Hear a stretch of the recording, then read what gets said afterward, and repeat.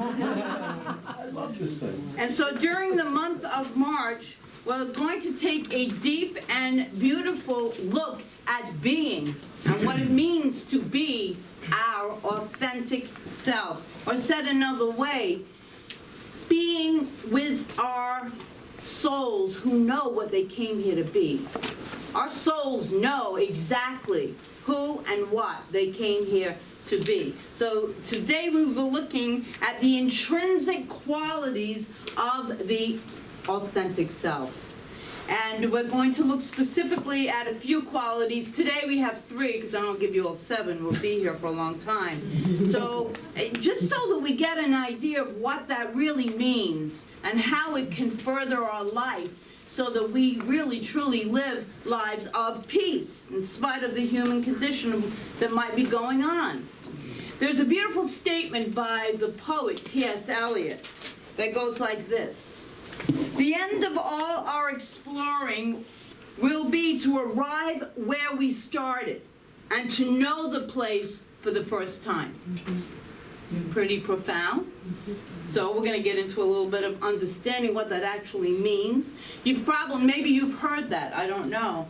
And you probably might have even thought it was pretty good or pretty profound. But to apply it in our lives, we come into this existence as these pure souls. That is really what it means. And when we leave our bodies, we are leaving as those pure souls, knowing for the first time what it truly means to be the light of God, our authentic self. There is profound personal wisdom in those words when you really take them down to that state, no more human condition. If you're not a human anymore, there's no condition, right? The end of all my exploring will be to arrive where I started and to know the place for the first time. Our true journey of exploration in this world is to return to our point of origin, to who we were before we were born, and who we came in this world to be. Because we all came here to be and shine and plant a seed of who we are, because none of us are the same. We're each one unique expressions of the one life. Before our experiences, when all these experiences allowed us or even forced us to wear masks, because we have many masks that cover our authentic self. And I love these words from Meister Eckhart, German mystic from the late 1200s. The spiritual life is not a process of addition, but rather of subtraction. It really makes you think. We keep adding more and more things, it makes me think anyway, to our lives that we become attached to. And then the fear of loss kind of jumps up. And it can be in all different forms. We're going to get into that today. Ralph Waldo Emerson once wrote, "Every man is divinity in disguise, a god playing a fool."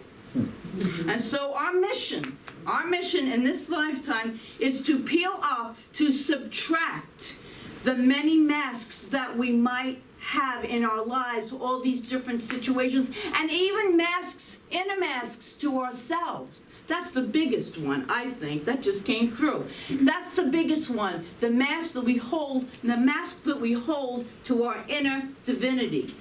And so how can we know what authentic looks and feels like? And the answer to that is really simple. It's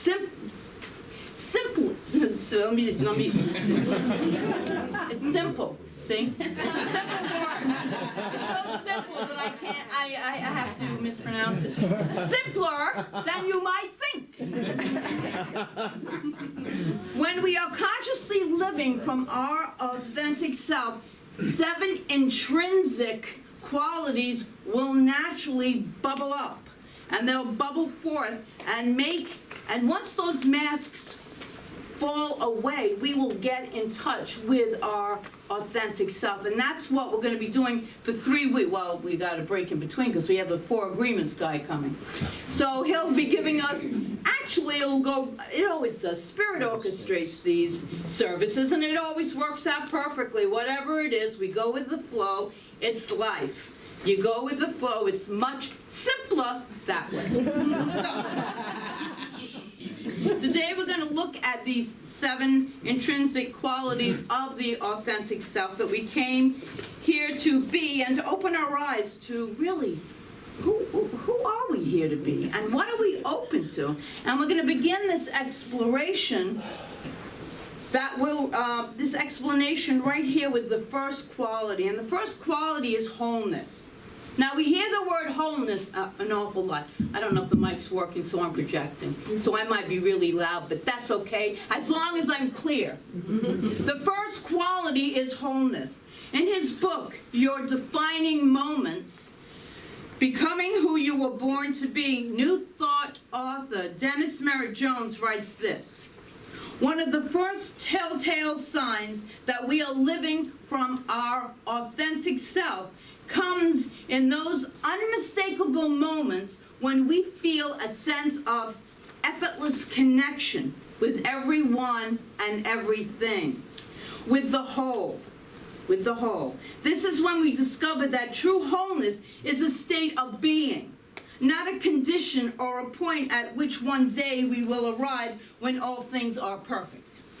Because that will never be the case in this human experience. It will never be the case.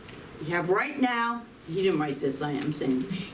We have right here, right now, and this is what we deal with. We deal with what's in front of us, and we know at the same time that the witness within us knows the higher truth of our being. And this is what Dennis writes: when we live fully anchored in the awareness of our unity with the whole, authenticity is revealed. Something real emerges from within us, and all sense of separation dissolves. This, of course, is a fundamental principle of New Thought teachings: wholeness. Wholeness. And so Ernest Holmes wrote this in his Science of Mind: life is one perfect wholeness. The universe is a unit. God is one.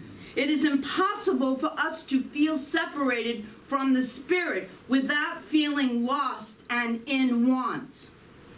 This is why Jesus said he could do nothing of himself, but could work only as the currents of divinity ran through his personal mentality.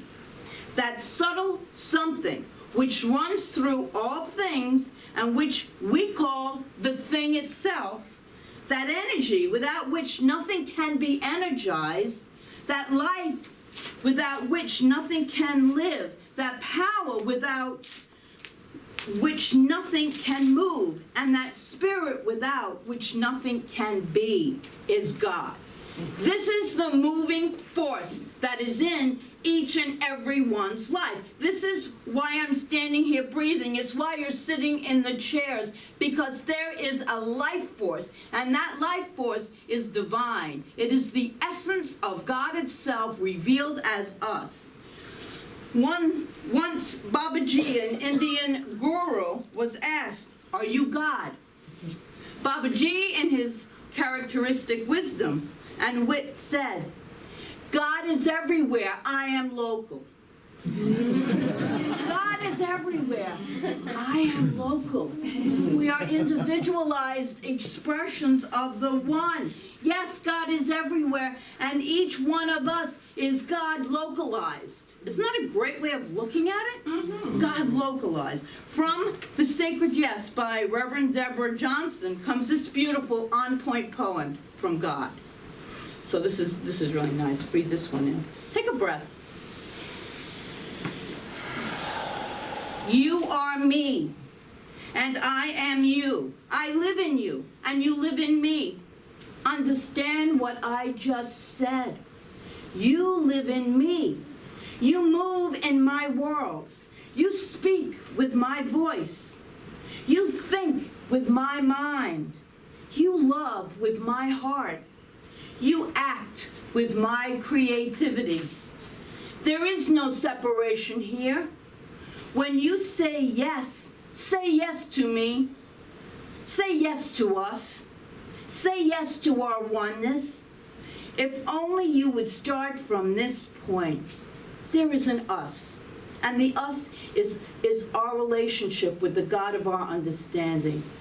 That's the us. That is God speaking to and through and as us. So our awareness of this relationship to the whole is the starting point for us to know our authentic selves. When we begin to recognize our oneness with the one, some of the masks that we've been holding on so dearly because we're just hanging on to them, they fall away. They gradually or instantly fall away. Masks such as, and see if you can recognize any of these. I sure did. The mask, not all of them, but the mask of shame you might be holding. This comes from the mistaken belief that we are somehow flawed and therefore not enough. The mask of lack, which comes from the mistaken belief that there is not enough of whatever we need to feel complete. The mask of perfectionist, which comes from the mistaken belief that when we can finally control everything and everyone else's opinion of us and garner their approval, then and only then will we be complete. Well, you know, that's not going to happen. To live in the awareness and the presence of our authentic selves is to remember, to really remember that we are whole and therefore complete. There is nothing missing. That is who we truly are. It's what we came in as, it's what we leave as. That's our wholeness. That's the power of when we read that. And Ernest Holmes talks about it all the time. Our wholeness is whole, complete, and perfect. There is nothing that can harm, hinder, delay, deny, obstruct it in any way. To live in the awareness and presence of our authentic self is to remember we are whole. So say this with me. I am whole and complete just the way I am. I am whole and complete just the way I am. Now do it in power position. I am whole and complete just the way I am. So it is. So it is. I declare that as truth. So more on that idea in a bit, but for now the intrinsic quality number 2, reverence. Reverence. Having reverence for any person or living thing is recognizing the presence of life within the form. The presence of life, the divinity, within the form, and honoring it as sacred. Holmes from Science of Mind magazine, an old one, said this: if we can bind ourselves together reverently in love and compassion, in mutual tolerance and understanding, under the cohesive powers of the universal law of good and the beneficence of a divine and universal presence, then we shall lead the world down the pathway of a new enlightenment, if we can do that. And also in Your Defining Moments, Dennis Merritt Jones writes this about reverence. It's something we might not think about a lot, but it really is important. Reverence awakens us to a deep understanding that to do harm to another is to harm ourselves. Hear that. To do harm to another is to harm ourselves. We suffer from that. As we make that connection, realizing that all living things are one with the great whole, we are naturally led to treat each person or thing as we would desire to be treated. That's from Dennis Merritt Jones. It's been told, this is interesting, that instead of flowers, Ernest Holmes would sometimes put a vase of weeds on the dining room table. He considered it a reminder. Think of this is a great visual. A reminder that the creative intelligence of the one flows equally through the living thing, every living thing, and that the only difference between a weed and a rose is the judgment that we have placed upon it. We have called it beautiful. We have judged it as beautiful. And so he would do that to remember and have reverence for all life. Two of the masks that conceal the intrinsic quality of reverence and naturally could fall away when we intentionally live from this quality of reverence of this. The mask of the judge. One worn by one who labels everything and everyone based on external appearances only. I know no one here does that. The mask of selfishness. Now, we use selfishness can be a good thing because we do self-care and self-love. But the mask of selfishness, this is the other meaning of selfishness.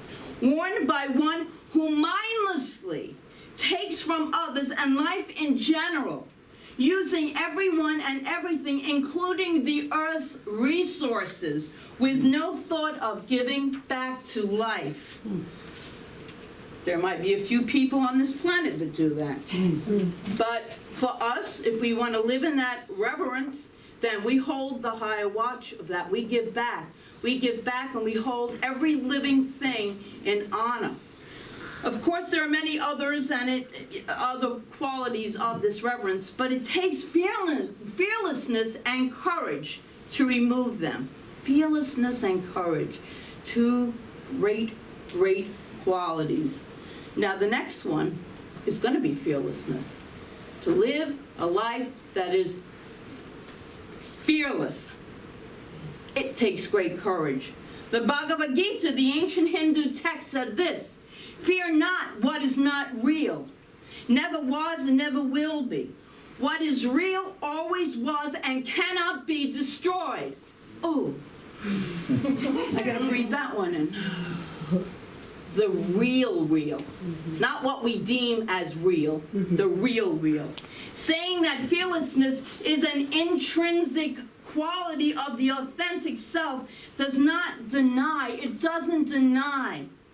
that fear can be a very real experience in our human condition. And that it is exactly that point. It is a human experience. It is not an experience of our authentic self. I know this week I've been hit with a whole wham of fear. But the interesting thing about it is though I am observing. So what's observing? My authentic self is observing this human experience of fear, while at the same time knowing the truth that God is my source and supply of all good, that no harm can ever come to me, that the universe conspires for my very highest and best good. These are the thoughts from the authentic self that is taking over because of all the years of study on these spiritual principles and truths that we teach here. So while there might be a not here, this is going at the same time. What a gift. What a gift. Saying that, anyway, fear is born, this is good. Fear is born out of our attachment to things. And said another way, this is so good. Oh, wow, does this hit home? Fear is born out of not wanting to lose people or things, is it not? What else is fear? It's about loss. It's about we're going to lose our home, we're going to lose our job, we're going to lose our loved one, we're going to lose our life. It's the fear of loss. We're afraid that we might lose all of those things, our reputation, our beauty, the list goes on and on. The authentic self has no concept of fear. Isn't that beautiful? Because it has no concept of loss. So there's nothing to fear. Really, such clarity came from that. Such clarity. What we really fear is the loss of something in our lives. Only the wholeness of being, the only thing that's real is the wholeness of being in this present moment. Right here, right now. That's why no matter what takes place in life, always train yourself to take that breath, which I'm going to take right now, and just come back to center. Just know that in this moment, all is well. The universe is conspiring for my highest good. I trust, I have faith that there is one power for good, and I am created out of that power for good. It is my ultimate truth. Nothing can harm me. I can't lose anything. Not really. Not in true reality. Fear is probably the most universally worn mask because of our attachment to loss. And it has so many tentacles. It goes in all different directions. Sometimes this mask that disguises our authentic self can look like anger, which is the fear of losing control over something or someone else's behavior or actions. It can come as jealousy, which is the fear of losing someone's affection. It can come as envy, which is the fear that you are not enough. Worry, which is the fear of some future event. You fill in the blank. That's what worry's about. It's all in the future. It's not in the now. The worrying is in the now, but we're worrying over something from the future. If any of these masks fit, ask yourself, what is holding them in place? If you examine it closely, you will discover that it has something to do with your mind being in some space in time other than the sacred moment. Because if we breathe and bring ourselves back to this moment and know that all is well in this moment, that fear dissipates or calms down a little bit. And we're able to get in touch with our true self, which is the only moment there is this moment. And it's always this moment. You know, like 2 moments ago is in the past. It's always this moment. This practice is to be here now and see if you can be open to the presence of the authentic self. That is always with us. It's always with us. It can go nowhere. Knowing its fearlessness is yours. And remember, always remember to take those breaths. So important. I've been doing a lot of breathing this week. I'm glad Susan Fady's coming next week because I'm ready to do some heavy-duty breathing with her. So to develop this intrinsic quality, I invite you to take on a little challenge. Do at least one thing this year that you have feared. Just do it. Or wait around and have life give you something. Because that happens. Last week, I wasn't afraid of anything. Everything was copacetic, wonderful, flowing. And then I just got one of those little whacks, which I am, I've told the universe no more whacks. But apparently that's, but you know what the lesson is? The lesson is knowing that I have this witness within me that is countering all of one of my greatest fears with its presence, with this power. And that is the gift from all of this. No one can harm us. No thing can harm us. It looks that way and we worry about it, but we bring ourselves into this moment and we breathe. We breathe. So I'm going to end this talk with a song, which I'm not going to sing. I'm going to read it to you. But I just want to recap those three intrinsic qualities. One is to remember we are whole and therefore complete, just the way we are, warts, wrinkles, everything. 2 is to have a reverence for everything. 3, be fearless to growth and change. So I'm going to read this song, and I know that nearly everyone in this room has heard it. It's a wonderful song.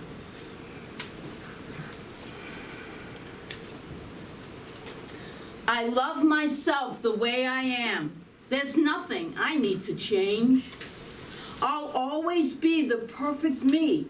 There's nothing to rearrange. I'm beautiful and capable of being the best me I can. And I love myself just the way I am. I love you the way you are. There's nothing you need to do. When I feel the love inside myself, it's easy to love you. Behind your fears, your rage and tears, I see your shining star. And I love you just the way you are. I love the world the way it is, 'cause I can clearly see that all the things I judge are done by people just like me. So till the birth of peace on earth that only love can bring, I'll help it grow by loving everything. I love myself the way I am, and I still want to grow. But change outside can only come when deep inside I know I'm beautiful and capable of being the best me I can. And I love myself just the way I am. I love myself just the way I am. Amen. That was